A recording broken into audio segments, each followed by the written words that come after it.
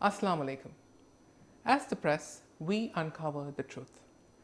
We cover the entire spectrum of human experience, tracking and tracing every inch of change to inform, educate, and make a real difference.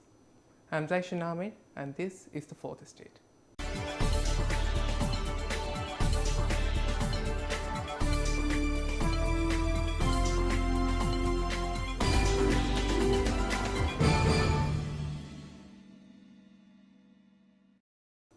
Despite obvious advancements in social and economic and educational sectors, and the emergence of a number of key laws safeguarding women's rights, it is said that women in Maldives are largely underrepresented.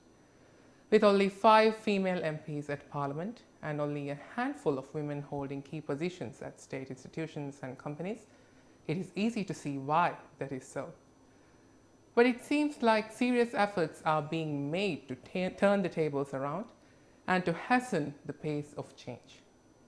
Tonight, we meet an NGO which holds the belief that with the expansion of the Maldivian economy, more women will participate in the economy and they will have the opportunity to reform the business.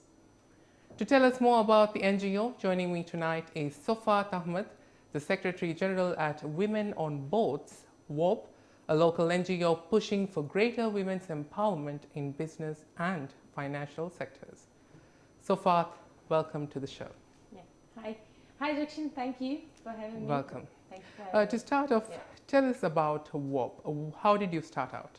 All right. WOB stands for Women on Boards. Yes. But I think the first thing that I would like to highlight is that it does not at all mean that boards filled with women, because a lot of people are coming across telling me that it's women on boards. Is it all about having more women on boards? But ultimately, of course, that is one of our vision. Women on boards, from our slogan itself, we are more focused on unleashing the economic power of women. We are focused in getting women in leadership positions, in positions such as managing directors, such as directors of companies, or taking a huge role in actively organizing company functions, and also The higher rungs of the corporate ladder. yeah, basically at the top hierarchy, So I understand that WOB does not only focus on the business and the financial aspect of women's empowerment. Yes. So what are your other focus areas? Exactly. The moment that we have been advertising about the documentary that we're about to release for the Independence Day, of course, this documentary will highlight 50 leading women in business and financial sector of the Maldives. But our focus area does not only is reliant on this, because ultimately this is one of our focus. We are also focusing on women's empowerment in the social sector, women's empowerment in the economic sector, women's empowerment in of course in political areas as well.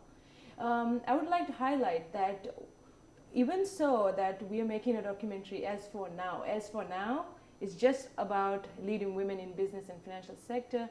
We will be releasing more documentaries in the future. In fact, we're planning one more documentary which is going to highlight youngsters, and it's going to be more like the future of the Maldives, and in young women who are already already breaking the barriers, and So I really want to really highlight that we're not just focusing on business and financial sector. So this documentary that you're talking about, the 50 most successful and leading women in the business and financial sector of the Maldives, right? Yes. So tell us more about this. So what kind of an initiative is this? This is basically, this documentary itself is just to give that moment of appreciation for those women who deserves it, who are not really appreciated, or who have been appreciated, but yes, to an extent that should be, So this documentary will focus on 50 most leading women in business and financial sector, entrepreneurs who have break the barriers, who have established such good companies, such good businesses here, and of course a lot of other women who have made innovations in the financial sector. So when I'm talking about this documentary will specifically focus on this. Our selection committee is composed with a lot of esteemed people, as you might be aware of, Dr. Amar, University Director at my college, and of course the Civil Service Commissioner, State Minister of Education, and former Minister of Planning, and myself with the correspondence there, but yeah, so it's not like we are going to choose people. Of course we are also going to eventually will nominate respected candidates, but we have a selection committee where the nominations will go to the selection committee and will be scrutinized by them very, very, very, very, very, very well. I just want to highlight that. And then we're going to select 50 candidates who will come in our documentary. Just to be noted that, just to note that WOB is also focusing to release this documentary in English, and this is one of the biggest thing that we're doing, is because we are trying to capture international attention. We are, because ultimately, like UN, UNWTO also have highlighted documentaries that have been made in Rwanda, countries like Rwanda. We want Maldives to be there as well, and we are, conducting heavy negotiations. So in future, we can expect documentaries that focus on other aspects of the Maldivian woman's life. Yeah, all right, of course. What kind of areas? I think the next one of the next documentaries, like I said, we are focusing on the future of the Maldives, highlighting young women who are breaking the barriers. And well, that is one idea. I'm not saying that we've already endorsed it, but perhaps, the other day somebody actually called me and said that we are making a documentary on the 50 leading women in political life, and I was like, wow, So I'm very, very glad that the WOB committee and the respected executive members came up with this decision to highlight this sector, because there are other NGOs or other people who are recognizing that we have to go into a microscopic focus now, and rather than a generality. This is something new. So yeah. So are you confident that this microscopic focus will work out in the future? Of course, it will work out. It might take some time. Maybe in a year we will be able to release like 2-3 documentaries. But eventually, yeah, we will get out there. I think it's going to be very, very good, because it will be like, yeah, we have documentaries on specific sectors. It will be like, Forbes best women in banking. Forbes, Yes. ultimately, And we are ready for this. We are ready to give the right attention to the right people in the right area. So I think WOB is doing a fantastic job. Now, the Maldives, as we all know, is a country that is scattered across the Indian Ocean. Many islands, very separate from each other, different communities, small communities, larger communities, and women live in each of these islands. Yeah. So how are you going to reach out to all of these islands, to every woman who is living in the country? Mouth-to-mouth marketing. That's the Mouth-to-mouth marketing. Yeah, it's the best Okay. thing. I'm very, very glad that you actually asked me this question, because the other day somebody actually called me and said that, can islanders nominate for this? And I was like, okay, that's a really awkward question. Okay. Because of course we are encouraging, Gamira, who's the recent Rehendi Award winner. We are actually nominating her, and we will obviously nominate a lot of other entrepreneurs who are scattered across the Maldives, and this is not just specifically fixated upon Malay, or it's not like that. I just want to be very clear about that. We women on boards, and the entire executive committee of women on boards and the nomination committee is most welcoming to anybody who is a citizen of the Maldives. Yes. Let me talk about something rather distinct from what we have been discussing. Yeah, sure. Some visitors to your page have actually expressed negative views about your NGO, claiming that it is unfair and discouraging that only women in business and finance are your focus, and not the many thousands of women who are advancing in fields outside these domains. So how would you respond to them specifically? Yes, like I said, and thank you for yet again for asking this. Thank you. Because like I said, we are already ready to move into the microscopic focus. And like I mentioned, I think I already reached out to some of the people who have already commented this, that this is just the very, very beginning. And I assure you, being an executive board member of Women on Boards, that we are going to release much more documentaries than just the business and financial sector. This is just the very beginning. That's all I can say. But it takes time. Like I said, it takes time, and eventually we'll be reaching out there. Let's talk statistics. Yeah. Out of the 7 public listed companies in the country, 89% of directors are male and only 11% are female. Yes. So what does this mean for the country? Can we have gender balanced boardrooms in future? Yes, this was a research. Actually, I conducted this research. Yes, we have only 11% board directors. And this is a vast number for public limited companies. But if I make this by including like MPs, women MPs in the political sector and all of that, the number is much lower, trust me. 11%, it might be a little nice, but trust me, we are not even in 11%. We are probably, in my opinion, we are at 4%, But this number clearly tells us that for countries like United Kingdom, they're saying that with 11%, they're going to take 70 years to have gender balanced boardrooms and gender diversity and gender equality in countries like Europe, So, the best thing I can say is that it will take 50 years for the Maldives to reach to gender equality. That's confirmed. If there's one common thread that's running through your Facebook page, the WOB Facebook page, it would be the emphasis on the term gender diversity. Yes. And you've also said that that WOB urges companies to boost its current rate of hiring to 51% so as to enrich a board as a whole. So how is this exactly going to enrich? I mean, how do you plan to do this? What is enrichment to begin with? All right. First thing is that enrichment, I think, in the concept of women on boards, is reaching, it's reaching to the target of female representation. It's as simple as that, But I think what we are trying to do to enrich this concept is that we are strategizing. Right? Currently, we are working on a strategy to be given to companies, to listed companies and other companies where board directors, key board directors can be women, and how they can actually adopt a friendly corporate governance policy for this. Although we will release this by the end of August or by the very beginning of August, because it's a huge framework we are talking about. And the second thing, we are already advocating. We are already having mass channels of communications, as you can see from our Facebook page. Social media, of course. We are reaching out to state ministers, to ministers, to government. You know what I'm trying to say, right? So how has the response been like? The response has been very positive. As you can see, who are our members, they really appreciate what we're trying to do. On your page, you have said that gender diversity shall empower a pool of people that possess different skills, perspectives, different experiences, backgrounds and lifestyles to come together and tackle issues in a rounded and holistic way. Yeah. Is this possible? Yeah, like I was trying to say, I think I'll be more clear. I think we should all ask this question to ourselves.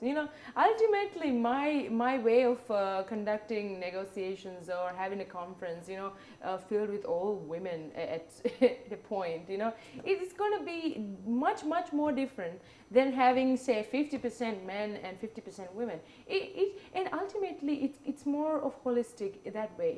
We should all support this momentum of having gender diversity in key decision making. After all, I think that's what I'm trying to say. Yeah. What are the barriers to women's empowerment in the workplace, in your opinion? In the workplace. Because we have heard cases of sexual harassment. We have also heard cases of instances of gender stereotyping and many others. Yes. So, why do you think? What do you think are the factors? Yes. As far as I'm concerned with sexual harassment, most people think that we do not have this.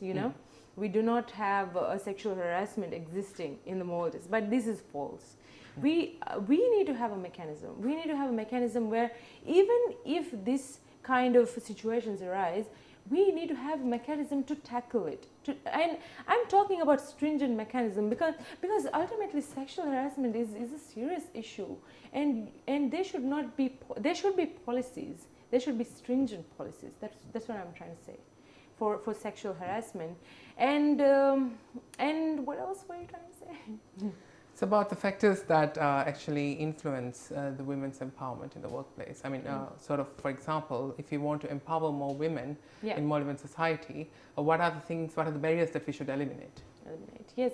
Look, the thing is, there are two things that Women on Boards is quite interested and believes that if these two things gets enacted in the Maldives, we will pass that day where we do not even speak about gender equality anymore.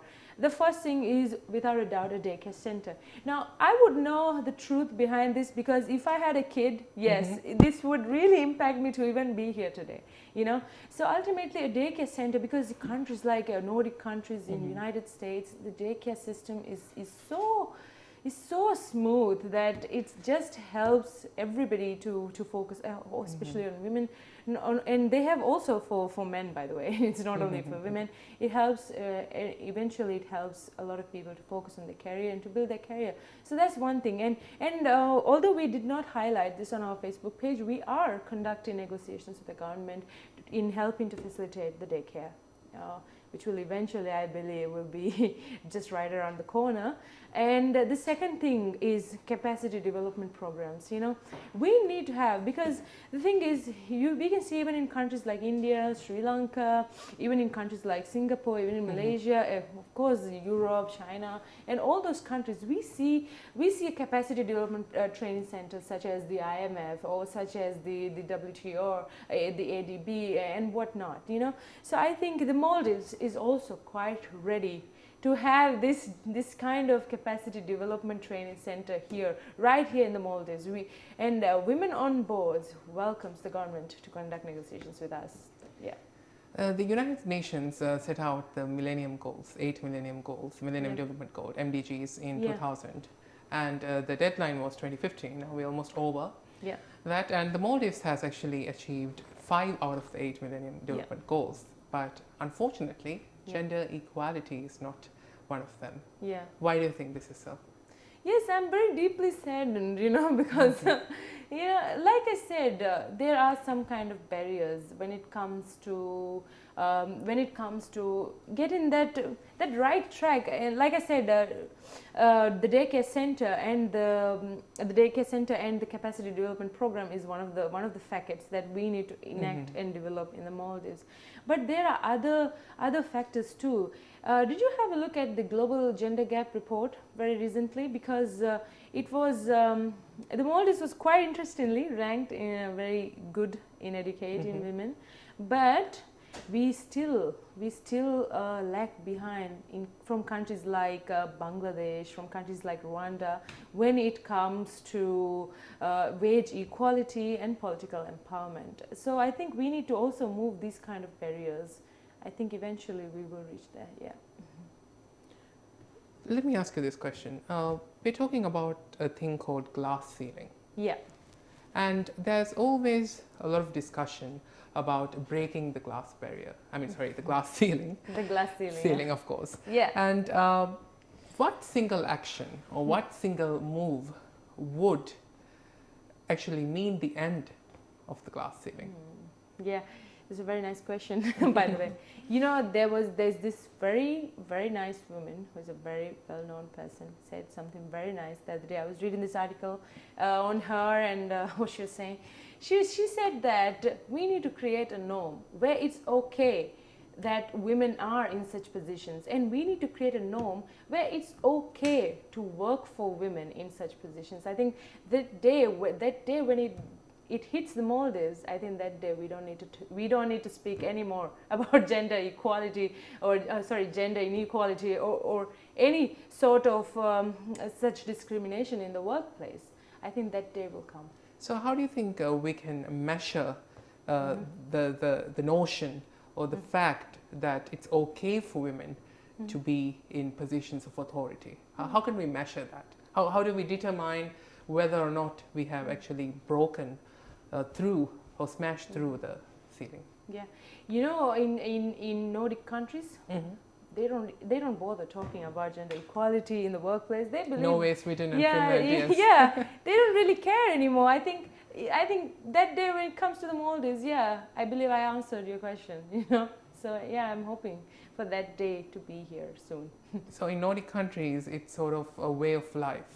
It's sort of a common, conventional fact. I think yes. I think you said it in a very nice way. Yeah, it's daily life. It's common traits routine. of routine life and how we brought up eventually. You know, yeah.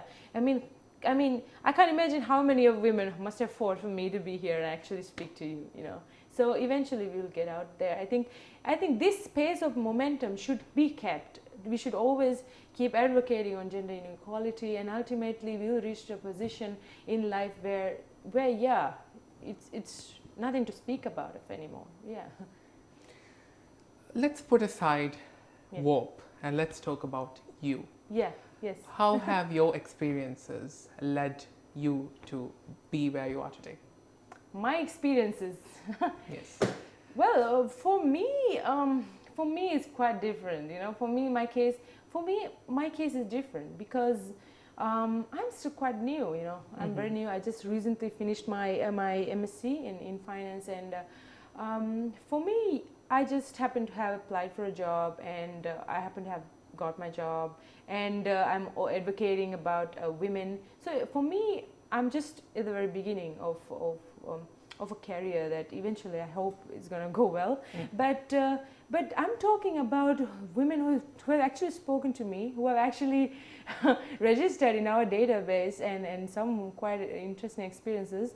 They actually have like quite a number of years of experience, and they are in a position in their life where they have a family. Yeah, it's fine, but they know how to manage their work life and their personal life, but still they're not given the opportunity to be in a leading position. You know, so I'm talking about these situations. So my experience or whatever, it really does not matter, I believe. Yeah. So you're talking about women who are actually denied positions of authority due to various reasons. What are some of these common reasons that you've been aware of, that you know about? Look, as simple as that, as simple as this, it's very simple. Yes, some women are denied the job because they are a woman. I mean, because she is a woman. You know. So yeah, there are situations because ultimately, for example, let's say two candidates are shortlisted. One of them is a woman, one of them is a male, and both have the same merit, the same qualification, whatnot, the same experience and everything. But in the end, deny the job because she's a woman. You know, that has led. It could be stereotyping. It could be, you know, but we need to understand why. I mean. I think I cannot speak on behalf of a man why a woman is denied a job, but as being a woman, I can say that yes, when you are in such a gender as a female, yes, you get denied certain benefits. When we talk about empowerment, I believe that it's not just about the economic empowerment of women. It's about social, it's about many things. And also, I believe that there could be an empowerment which focuses on a type of environment which focuses on the academic advancement of women. So do you plan to diversify your focus so as to be less limited and confined and be more inclusive? For example, let's say promote the academic advancement of women, for women to get degrees, to pursue an academic progression, to go in the right way. Look, education to a certain point is important, and I really believe that. And of course, we will have eventually capacity development programs, training programs. Yes, education is always important. You know, my university, there's a very nice caption, Ancora Imparo, it's in italic. I think it's in Italian or Greek. Or Latin. Maybe. Yeah, whatever. It says that doesn't matter really. that education never ends. You're always learning, and it's something very nice. Education will never end, but you know, I'm just going to give my personal opinion on this, because I don't believe that that education is that important, that education should always be given the priority, because ultimately your skills, your talent is also very important. There are women who did not have the opportunity to become educated, but have moved past such a barrier where they have actually established themselves, you know. So, and this holds true for even the business sector, yeah, right, of in course. the country. Even Yes, you don't have to have a master's in Yes. financial management or anything Yes. like that to actually be the jack of all trades. Of course, yes, this is a very nice thing you're saying. And my personal opinion on this, just because my name is written on a master's degree certificate, you know, it's just another piece of paper that has my name written on it. It does not have any meaning of a definition or for my skills or my talent. It's something completely different. So you mean to say that it's not necessary that you sort of strive for a degree, or for example, or even higher than that, or even a PhD, really. let's say. But yes, but at a certain point, education is important to a certain point. I did mention that. I did mention that. But I'm not saying that a degree or a master's is a compulsory, a compulsory, factor. But like I said, there are women who have passed. There are not only women, there are men who have passed these barriers despite not having maybe a master's degree or a degree. You know, so is WOB trying to emphasize this point in any way? No. This was my personal opinion. But women on boards, Do you plan women to on boards diversify that focus? Now, speaking on behalf of women on boards, I would like to say that WOB really encourages the education of women.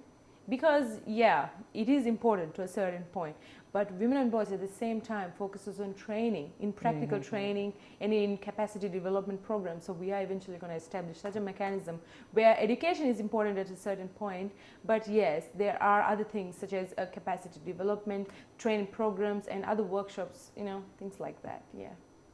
As with any other NGO, I ask this question. Yes. Are the authorities cooperative? Yes. Look, I feel very lucky to be in an NGO where we have deputy ministers such as Dr. Muniza. We have people who have founded the capital market of the Maldives, and who are in boardrooms such as the STO or MWSC, and who are in organizations such as the Allied Insurance. So I feel very lucky to have such a strength, you know. But ultimately, our NGO is on pro bono basis. So yeah, we have issues. But who's perfect, right? Who's perfect? Nothing's perfect. I think our NGO has made humongous achievements the past five months, and I feel very lucky to be in such a committee. Yeah. So you're saying that the authorities are in fact cooperative? Yes, of course.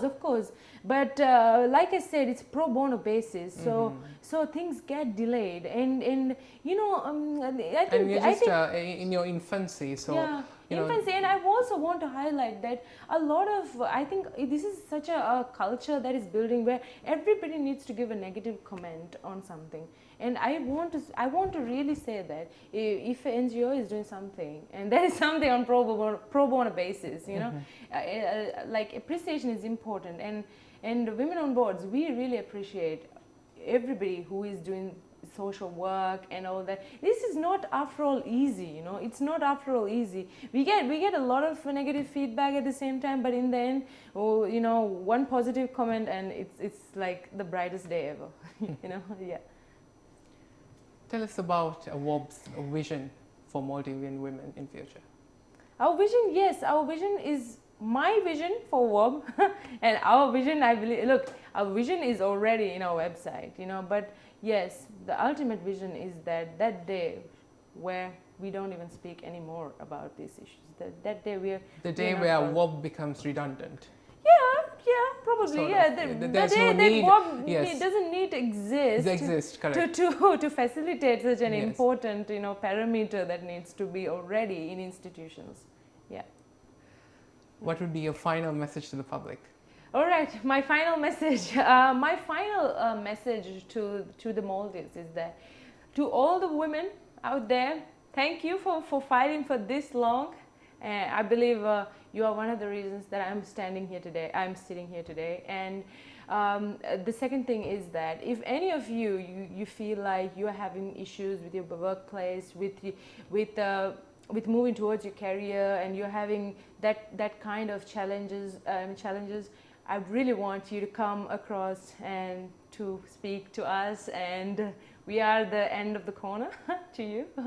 We'll really help to facilitate such an understanding and assistance to help build your career. We will also be holding a graduates event, especially for graduates, hopefully on August. We also want you all to participate in it, and we are currently working on the women's leading women in business and finance documentary. We want all of you to participate in this, to give a moment of appreciation for leading women in business and finance. And thank you for listening to all of my whatnot, but thank you guys. Thank you.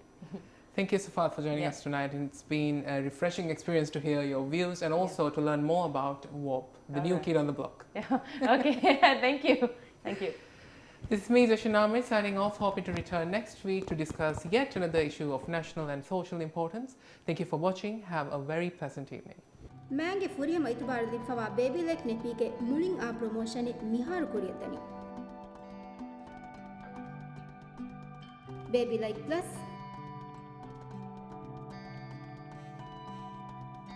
Baby like super extra.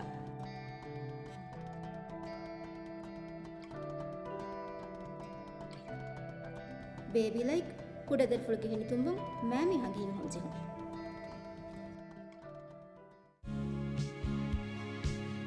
Ube Express powered by Evans. Penufuluwa samanuga 100% hiyawga original hodduma Ube Express kya kurabba.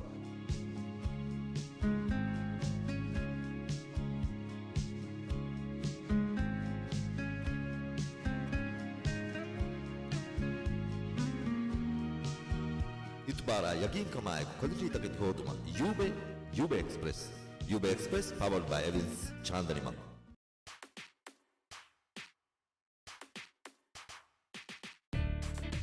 Ultra violet ವಿದ್ಯೋದಿತಕ್ಕೂ ಇಸ್ತರಿಗೊಂದು ಸಲಾಮೆ ಕೊತ್ತೆ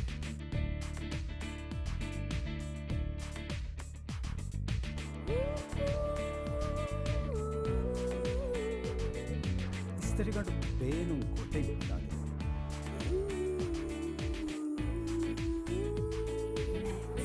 Max Strong hold. Sony Ramazan special. Ekemmeng e 30 July ගෙනියලා. Hasa akutakegga Bravia TV adi eyaku hile bracket ka pen drive Xperia smartphone Cybershot headphone rodyan hasa akutakegga adi guruwatum hoye parataka odu inam takeldimuge furusatu evvane 50 inchi ge Bravia internet 3D TV devane Xperia Z3 compact mobile phone adi timwane Sony action camera Reach side.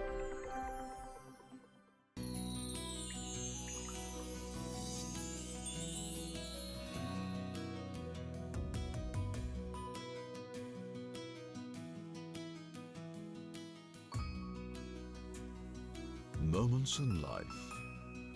Relish them with great taste and good health. Safa tomato paste. Nature's best. Original Safa brand Nandanaganava import ko adi wholesale korapani Solano Foods. Media net Roda Hadia. IPO 85 SD code MSRS teknoloji norupiya ballawagatumu guruwatum hoye de farataka Dubai ge dekol ticket adi package upgrade kurabumu komme haftayak salis de inchi ge TV libumu furusat ada cabin ballawagana farataka family ticket team mahang hile media net wadagen bill dekkamu guruwatum hoye de farataka Colombo dekol ticket adi komme duwaku dia farataka hase name media net Roda Hadia egar June 2015 ගෙනියලා Kagulum badahi koluma badale kuram nivi hadiya emme lobga farattaka gyangi korenna gulum badahi kollumattaka aguri hadiya eddewa menu fulutu ade mihama emme rangal fursat click computers ge 11 wana ahari offer fasehe kamayki aguyoko menu fuluicha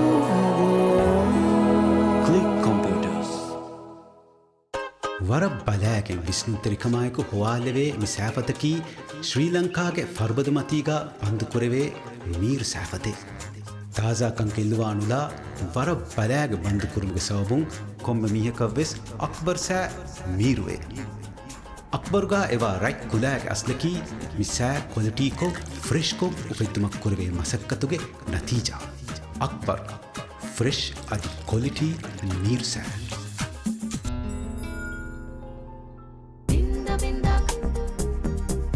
न्यूट्रो special crackers एत bike के इतबार होता पावे वरम Mir न्यूट्रो special crackers की packet गागिन अदद का बिस्कोदे कुलेवे आगे मीरू बिस्कोदे वरक कमदा बिस्कोदे बिंदा बिंदा खाला Nutro special crackers.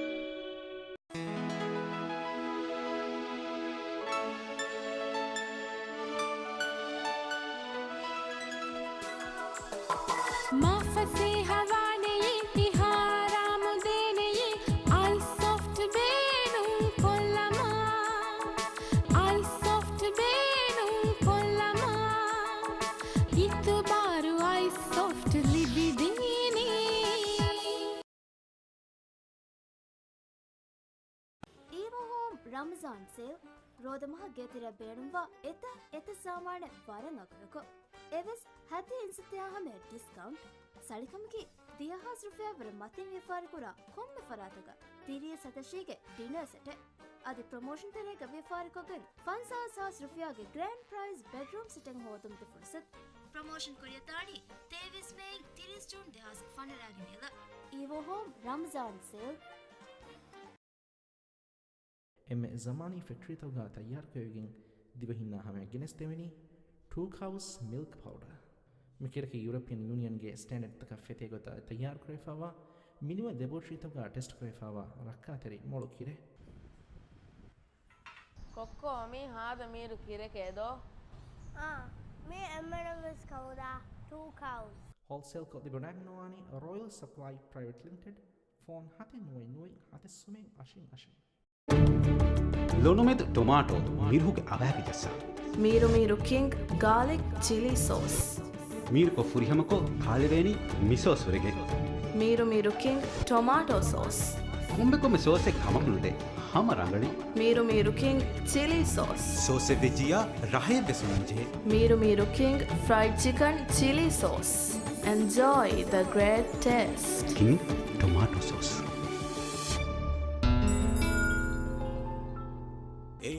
ಫೇಶಿಫಾ red wave ಮೀ ಬುರನಿ ಮೀ ಮಿಹಾತನ ಬೇವೆ ಎಮ್ಮೆ ಅಗುಹ ಎಮ್ಮೆ ಬೋಡು ರೋದ ಸೇಕ ರೆಡ್ ವೇವ್ ಮುಂತೆ ಬನಫಿ ಅತಿ ಹಮ ಯಗಿನ್ ಕಮೆ ಫಾಲ್ ಎ ಲಕ್ಕ 30000 ರುಫಿಯಾ ಹಾಮ ನಾಗೋದು ಫಾಸಾ ತವಟ್ಟಾಯ್ ಓ ಗದ ಇತುರ ಚೇಸ್ನು එහෙම ಮಿ ಫಾಲ್ ಸೇವ್ಗ ಹತರು ಇನಾಮ್ ಎವ್ವನೆ ಇನಾಮಗ ಎ ಲಕ್ಕ ರುಫಿಯಾ ದೆನ್ ದೇವನ ತಿಮ್ಮನ ಹತರೋನೆ ಕೊಮ್ಮೆ ಫರಾತಕ 20000 ರುಫಿಯಾ ಹಾಮ ಹಮ ಸೀದಾ ಫಾಸಾ ಹಾಮ ನಗುದು ಫಾಸಾ ಸಾಳಿ ಎ ನಗು ಎ ಮಿನಾಂಬ ರೋದ ಸೇವ್ ಎಪ್ರಿಲ್ 2000 ಫನನ ರೋದ ಮಹು ಬಿನಿಯಲ ರೆಡ್ ವೇವ್ ರೋದ ಸೇವ್